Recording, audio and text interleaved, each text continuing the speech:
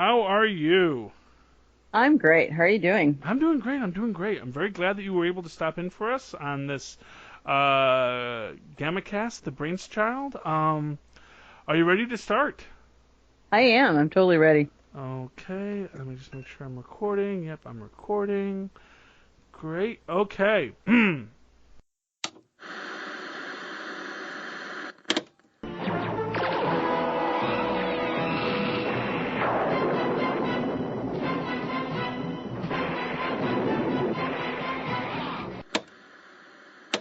Mr. McGee, don't make me angry. You wouldn't like me when I'm angry. You are about to listen to the Totally Super Awesome 80s Reboot Overdrive podcast.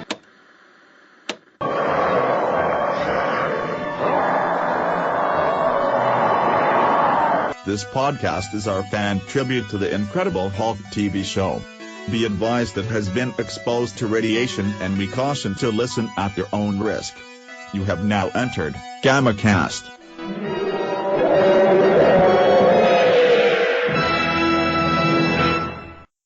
Hello and welcome once again to GammaCast. I'm your host, Charlie Esser, and with me tonight is our very special guest star. Say your name. Do I say who I am? Yeah, you say who you are. For whatever reason. Oh, Yes. okay. Did I just say 80s music girl?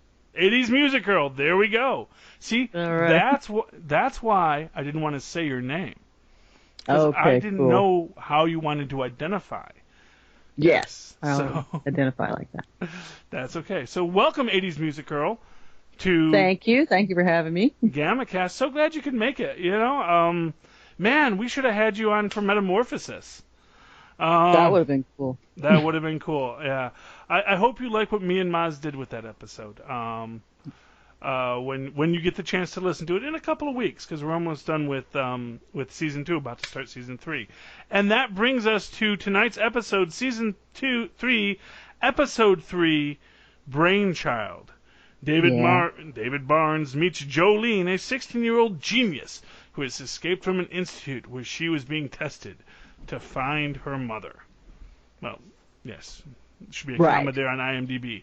I know. I'm just saying. I read that and I went, tested to find her mother? No, she was being tested. She escaped to find her mother from an she escaped from an institute where she was being tested to find her mother. So there should be parenthesis. That's a parenthetical where she was being tested. Okay, tonight's director was Riza Badiai, as Riza S. Badiai. Writer was Nicholas Correa, along with Kenneth Johnson. Of course, Jack Colvin and Lou Ferrigno and of course Bill Bixby are our regular cast, although Jack Colvin isn't in this episode. He is not. No. There was a severe lack of Jack Colvin in this episode. Yeah, well, you get that. Now, this was, this is one of these episodes where you always have this question of, do you need a Hulk in this episode? Right. And I was kind of really disappointed by this episode because, on one hand, this is our first real moment where we get a bit of superhumanity to go into the Hulk. Mm-hmm. In this case, the super genius girl, the girl smarter than Right. Banner even. Yeah. And you're waiting for that to play into this in either a positive way or a negative way, even to have something slightly more aggressive in getting her back, maybe Right. some kind of military activity, we just got off of this with Blind Rage where there was a whole military activity subset to that where they were trying to keep a nerve gas question under wraps. And Right. I guess they blew their budget for tanks in that. Well, I think so. And then you have to remember, Charlie, this is back in the late 70s, early 80s, when the military, the government was in question, the whole, why are we paying $650 for a hammer, and $9,000 for a screwdriver and stuff like that. Yeah, so but- I think but- just the military in general was on a budget, so it's like, oh, don't use this again. We're like, we can't go for another episode at least for 6 months. So. Yes, and to that extent, and hey, speaking of this, this episode airs October 5th, 1979, just before the election of Ronald Reagan on November 8th of 1979, and just 2 short months away from when we're actually going to be talking about episodes in the 80s. So Sweet. Yes, for our 80s reboot overdrive.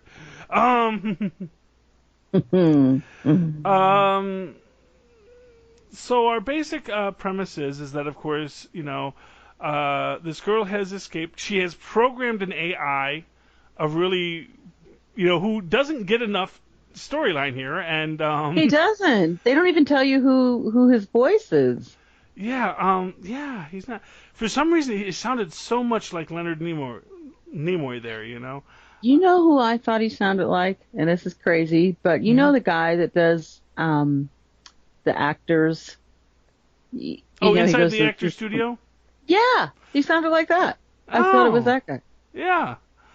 What is his name? Yeah. The guy with the glasses. It's him. Yeah. Always blanking on people's names. Anyway, so Max, and like I say, and just to give you, and this is one of these things I loved about this, is one of the things I love about this show is every time you, hear them say something and it just so makes you know that this was made in 1979. When they're talking about how it's just that the way the computer is wired, it's purely a hardware question, not a software question. That's the AI, and I thought that was a very fascinating way to look at the AI. And sad because they're going to dismantle the poor AI I know. Who is sentient and fighting back as they're dismantling. Exactly, because that's what she told him to do, and I know. And he was, going to risk his life for her. I know. So she could get away. It's beautiful, but not enough story given. I mean, that's sort of, and I think that's sort of what we get in this, is that it's all just not enough story given. That could have easily been a 2-parter. Yeah. And what's weird is that it's starting off real strong. Yeah. Up into, because, so essentially what happens is, David's car breaks down by the side of the road. And, this is one of these things where I always say, I know David Manor has money stashed away. He can't always get to it. Yeah, he has to, because he got a car. He said $50 in a handshake. He expected more for this car. And think about how hard it would be for a guy working odd jobs as a drifter to save $50 in 1979. Exactly. So he's got money stashed away. He can't always get to it because this is 1979. He can't just go to an ATM, slip in a card. He's got to write to a lawyer to wire a Swiss bank to get his money out. And he can't walk around with that much money because he is on the run. So he has to live this drifter lifestyle. But I think him having a car in this scene is very telling here. Of course he's basically traveling with the migrant workers. Mm-hmm. And of course Jolene decides to go with him to do things. And of course we get this whole thing of the tore up hands from working in the fields all day, because of course she's never worked with her hands, although she's fascinated by the subject. I know. I love it. I can't exactly remember the whole line that she says about working, mind and body is one. And I'm like, honey, please, you ain't done this, 2 days? Yes. Wait till you make it a lifestyle. He'll change your tune, believe me. Yeah. Well, but it was kind of an interesting thing in the next scene, because of course the other migrant worker says, the Bruise here, the Great Witch, and she has all sorts of herbal remedies for you. And David's very dismissive of this. But what's weird about that is they've had 2 episodes already that have focused expressly on alternative. Well, actually 3 if you count, 4 if you count Another Path and the Pupil. Where they're dealing with alternative remedies, alternative things, and some specifically Native American herbal remedies that are the cure for the Hulk, that he knows are cures for the Hulk. In Rainbow's End, Wow. he does that, and of course in Kindred Spirit, he comes across that as this is a possible cure for the Hulk. So he knows there is stuff to this stuff, but he is very dismissive. But of course, possibly just because she's calling herself the Bruja, Oh yeah. So Definitely. he knows that it's she's going to charge us extra money for basically some salve that we probably have in here. But of course, the girl wants to go. Right. Because that's a curious mind that she has. Yes, and then she sees the psychic surgery. Now, what was interesting to me in that, I was not quite sure where they were going to go with that.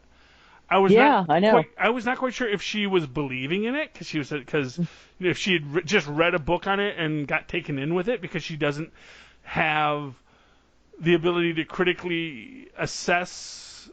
That in practicum she can't determine it because it was in a book and other things she read were in books, so this may have value. Right. But then she does expose it. And of course, we get into the social problem of that she does not know how to properly interact with other people. Obviously. And then not necessarily having the discernment to kind of keep her mouth shut. She's thinking she's helping people, and the other people, you could see that whole scenario going either way. It's the Bruja that basically got to her first, but I'm surprised that the people that were being treated, didn't turn on her as well. Yeah. Well, So. Yeah. Well, they kind of did, because they didn't say anything when when La Bruja's henchmen pick her up and take her into the thing for goodness knows what. And of course, they chain up David, punch him in the stomach, and of course, everyone conveniently runs away, and nobody's watching David while he turns into the Hulk. Well, you need a lot of privacy when you do that. Well, you do want a little bit of quiet, because it's a personal thing. But he hulks out, and this was a really good Hulk out, and I really thought this was. Although it's kind of funny in this way, because when they have her in the cabin, all the Bruja's doing is shaking a rattle at her. It's like, even here, she's not really going to hurt her. She just wants to scare the heck out of this girl. Send her away, scared and frightened and running away. Thinking she's got a curse on her or something. Exactly. Yeah. That's the idea. Yeah. And of course, the Hulk comes in, tears the place apart. Is the protector spirit come to destroy everything? And protect the little girl, which is good, And of course, that destroys the Bruja's power, because if she was such a great Bruja, why couldn't she banish this demon that attacked her? Absolutely. So in the end, that I think was like the good thing that the Hulk does in this, and that I think was the best Hulk scene. Now, of course, after this, so now Jolene knows his secret, and he basically is explaining everything. I think he had actually told her that, he had been exposed to gamma radiation before that, and, he had this thing, and now she's like, oh, well, he did. Yeah. Well, yeah, he didn't tell her that he became the Hulk, but he said that he was dying of gamma radiation poison or something like that. Right. Yeah. Right.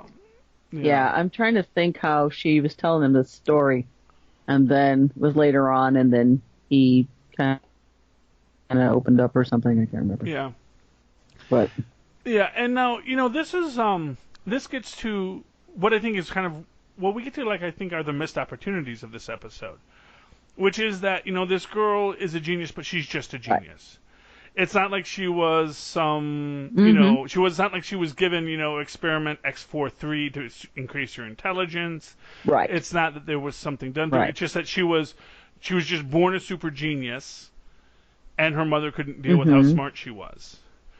Which I did think was she was institutionalized at the age of 4. I mean, good Lord, that would traumatize anybody. Yeah, it was kind of weird to me, because it's not like, it didn't seem like the girl was doing anything weird. It just sounds like she was just smart, and And I guess that might Right, freak you yeah. out, but it's like, unless your child's standing over you with a knife with their genius, it's just like, no, Mommy, I like to draw, and I like to read, and I taught myself how to speak Spanish today, Mommy. It's like, I think most parents would be like, awesome, that's my kids, that's my genes making you all geniusy there.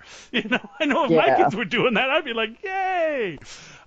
Yeah, and I think that because her mom, and then when we finally do get to meet her mother, she's obviously not of that caliber herself. Yeah. So, and there's no mention of Joleen's father, so yeah, I think it would have been a little bit more interesting had like you said, had a little bit more backstory, filled it in to some degree, and it wouldn't have been like, like twins where, you have like, the one child that, got nurtured and exactly. beloved and everything and fed all the good food and stuff, and then you had the other one that was just forgotten about. But like Arnold said, they're twins. We're exactly the same, You just didn't get all the advantages I did, but you're just as smart, and you're just, in its own way, there is some idea in that. But we don't get that for Jolene. We just get that she was abandoned by her mother. She was left at this institution. Basically what I was waiting for some kind of reveal, like, here's how the mother knew this was this. I thought there was going to be something about the female doctor, that the female doctor was like maybe her aunt, and they just never told her, and that's how she knew about the institution. Honestly, I was waiting for that too. Like, there had to be some kind of reveal, and we never got it. Yeah, there's just a lot of holes. We have David trying to catch a bus, causing his Hulk out, because of course when they do find her mother. Oh my God! Yeah, it is this. Sometimes I think they really try to come up with the most ridiculous reasons for David to turn into the Hulk on this show. Absolutely. They do. It's like, I'm on hold. How do we make him Hulk out here? He's like, he chases the mother down in the bus, and then he stops the bus. Or whatever. I think the policeman shot him or something, and he fell. And he trips. He falls into some boxes, and it's a weird thing. But anyway, and then, it brings the mother up, because of course what happens is the girl decides she's going to commit suicide because nobody loves her, because she is 15. And I guess the idea is that she is very intelligent but doesn't know how to handle it. It's basically, in many ways, what you're looking at here is sort of a reverse Flowers for Algernon, Yeah. Where, the guy gets the super intellect, but he can't. He doesn't have the social and emotional capacity to handle his intellect. He's got all this ability to think, but he doesn't know how to deal with it. Now in Flowers for Algernon, of course, the effects wear off, and he goes back to being, as he was. In this case, that's not going to happen for the girl. Mm-hmm. And maybe even that's one of the reasons. I wonder if maybe that is why they didn't decide to have it be some experiment, but because they didn't want to reference too closely to Flowers for Algernon, which of course was out at about this time. Right. One of the things they always do in this show, as we always say, is that they will look for something in the zeitgeist, and then they'll make a show about it. Right. And then she kept referencing Lancelot, and I never knew what the, fascination was there. Because she's a little girl, and she wants to be a princess. Wow. Yeah. Totally missed that one. Yeah, well, no. But then she says, because Lancelot was cursed, too, and I'm going, really? With what? Depending on the story. Do some research on that one. Oh, no, Lancelot was cursed too. Lancelot was cursed by Merlin for his affair with Guinevere. Oh, okay. See, there you go. There are various stories. The one I always liked, though, was one called The Last Defender of Camelot, which I think got turned into a great Twilight Zone episode written by Alan Moore. Nice. And in that one, Lancelot was cursed with eternal life. Because what greater curse for a warrior than to know that you can never die? This is true. Well, it didn't seem to bother the Highlander very much. Yeah, well, no, but he goes through that whole thing where everyone he loves dies, and it depends on how much. It depends on how much you want to dwell on that. Sorry. Yeah. Chris Lambert, who knows? No, everyone loves Chris Lambert, and the series. Yeah. So essentially, so she's going to kill herself. David tries to get the mother back. David turns into the Hulk. The Hulk brings the mother back. And then it's like, and then she decides after some Prime Hulk therapy, because Hulk cures all of your emotional ills. Absolutely. That, I can be a mother. And, what her point was is that, and I guess this is the idea, is that the mother didn't feel she was needed. That there was nothing she could teach this girl, because at 4 years old, the girl was already smarter than her. And she could never be the mother she needed. But, of course, what she needed wasn't someone to teach her how to tie her shoes. She needed someone to teach her how to be a human being. Absolutely. And so in that case, the mother comes to that understanding. She says, I can teach you to be a person. I can teach you to be, I can teach you how to live in this world. Yeah. And then, I can teach you. Yeah, we get a great scene at the end here. After she goes back to the Institute, goes back to the military-industrial complex, and then David shows up at the place, and they're just chatting, because Jack McGee isn't shown up yet, Yeah. And I guess maybe David thinks, what, those guards at the door, they're going to keep Jack McGee out. I'm not worried. Yeah. Not too concerned at all. Yeah, but and she says, I'm going to study gamma radiation. I'm going to find your cure. And I'm sure we'll never see her again. Oh, no. No, probably not. Yeah, every so often we'll get a really great character in this, and you just think, I hope they come back. It's like, a couple episodes ago we had Marky Post on as Jack McGee's intern, and she was awesome. And we're like, man, I hope that she is more on this show. It's like, no, we can't afford an extra person on this show. We can barely write in Jack McGee every episode. We can't afford an extra person. Exactly. Besides, she's wanted on night court. Yeah. Anyway, but that's our happy ending. Is she's back at the Institute where she's going to design nuclear bombs, eventually building a gamma bomb. For the U.S. government to fight the Nazis. As you do. Or not the Nazis, but the commies. The commies. That's who we were fighting in 1980. Exactly. You just wait. Yes, she's building Star Wars next episode. Yeah, Reagan. Star Wars. Hey, you want it's October. Reagan's coming in. He's going to beat the commies, and we need girls like her to help us get don't question what they're doing. Yes, they just do it. Exactly. For the greater good. Because she's only 15, and someone told her that's what geniuses do. Yes. They protect their country with nuclear war. Oh yes. She was on. I'm just looking at her IMDb a bit. She was on. Yeah. Oh, she was on Masquerade. I don't know if anyone remembers Masquerade from the 1980s. That was a great little series. About I think it lasted half a season. It was the idea that basically they'd get all these regular people, they'd recruit them into this secret espionage group because they could because if they had a backstory, they could just walk in and no one would notice them because this is they were supposed to be there, and they'd just use these people for these one-shot deals. And so she was in an episode of that called The Spanish Gambit. The only Masquerade I remember is with Rob Lowe and Meg Tilly. Was that a series or was that a movie? That was a movie. Yeah, that was a movie. There's been some other things, but I remember Masquerade because I always love any half-season show, man. that was great. She actually is going to come back in 1981 as a character named Rachel on the episode Danny. So we'll have to watch for that. Oh yeah. Okay, so that is our episode tonight. 80s Music Girl. 80s Musical. Did you have fun tonight? I did. If it's all right, I'd like to maybe just kind of go through a few things that came to my attention. Okay, yes, please give us your thoughts. What else is there? It's Bill Bixby was always entertaining to me because I remembered him from the '60s. My Favorite Martian and Courtship of Eddie's Father. Yeah. And I always liked his style. He was always very laid back and kind of cool. Mm-hmm. He had that boy next door kind of look to him. Yes, and so when they cast him as the Hulk, I thought, ooh, that's kind of a stretch for him because usually he didn't really get that upset about anything. Mm-hmm. Well, and in My Favorite Martian, he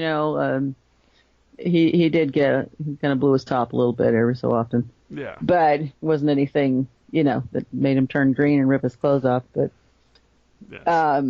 so, it was good to be able to sit down and watch this again after him not having seen it, because I was actually in the military, for 7 years, and during the late 70s and early 80s. And when I would ever get a chance to watch an episode, I would, except when went to Germany, and then everything was all behind the times and stuff. So, but it was kind of neat, to be able to revisit. Seeing June Allison on television. She's one of the great stars of screen and television back in the day. And she was actually noted for, I kind of laughed because she was actually noted for her spontaneous ability to cry.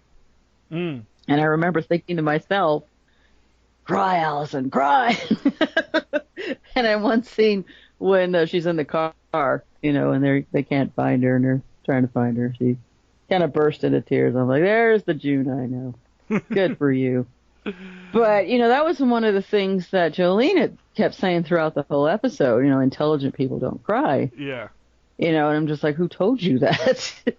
Well, I don't. I mean, that's the thing. It's because she's making these assumptions about what she's supposed to be, and that's right. That's the and no problem. one's really clarified that for her. I know. So when she finally does, I mean, my God, talk about a floodgate. Yeah. But it was just a lot of really kind of cool things that just kind of, Hulk ripping the bus doors off and just like, well, that's going to cost an arm and a leg. Yeah. But, and then someone says as he's walking through with the police and everything, don't startle it. Yes. I'm like, it? Yeah. Well, it was a very it? Yeah. The whole thing was a very, very, like, this is one of these episodes where they kind of had to create a reason for the Hulk to be there, and they created a reason for the Hulk to be there, and then the Hulk was there, and then Yeah. and the catharsis doesn't come from the Hulk; it comes from the mother and the child, and but that's good. That's what it needed. Okay. Absolutely. So 80s Music Girl. It was sorry. It was a great show. It was a great episode. So. Okay. Would you like to come back again? Talk about more shows in the future? I would love to come back again and talk about more shows. Okay. Well, we will. Because I was taking notes the whole time I was watching it, and I thought, hey, this is kind of cool. This is like cliff notes for college. Well, forget anything, I can just refer to my notes. I can guarantee you, 80s Music Girl, we will have you back for a future episode. And if people would like to reach out to 80s Music Girl, how can they find you, and where can they hear you on the 80s Reboot Overdrive or other places? Well, that's pretty much where I'm at right now. 80s Reboot Overdrive with Dave and Scott. I've done a few podcasts with Jesse we did the Grammy series this year from 80 to 89. That was a lot of fun. And then I have one episode that I've done of my own, one podcast that I've done, and it's under the 80s Reboot Overdrive umbrella. And I'm talking to a gentleman named, can't remember, sorry. His generic male DJs, and that is an excellent story. They're all over YouTube, and they make these mixtapes of stuff that they used to play in college, and if you ever get a chance to listen to it, it's really awesome. So, myself, I am at 80s Music Girl on Twitter. I have an Instagram for 80s Music Girl, and then I also have a fan page for my Twitter account on Facebook, and that's 80s Music Girl also. Awesome. And, of course, if you'd like to write to me in that old-fashioned email way, as we did back in the late 80s, you can write to very late 80s. You can write to me at superconnectivityblog@gmail.com. That's superconnectivityblog, all one word, @gmail.com. And follow me on Twitter as I live tweet The Incredible Hulk, 7 o'clock on Saturdays on MeTV, @CharlieEsser. That's CharlieEsser. Look for the 2 E's in the middle for quality. Thanks for hulking out with us, folks. Yes. Thanks for hulking out with us, folk, and definitely hulk out with us again. Good night. Bye, everybody. We hope you've enjoyed this show. This podcast is part of the 80s Reboot Overdrive channel on Southgate Media Group. You can follow us on Facebook on the 80s Reboot group page. We're also on Twitter and Tumblr at 80s Reboot. We invite you to check out all the wonderful podcasts and blogs available at southgatemediagroup.com. And thank you for reliving the 80s.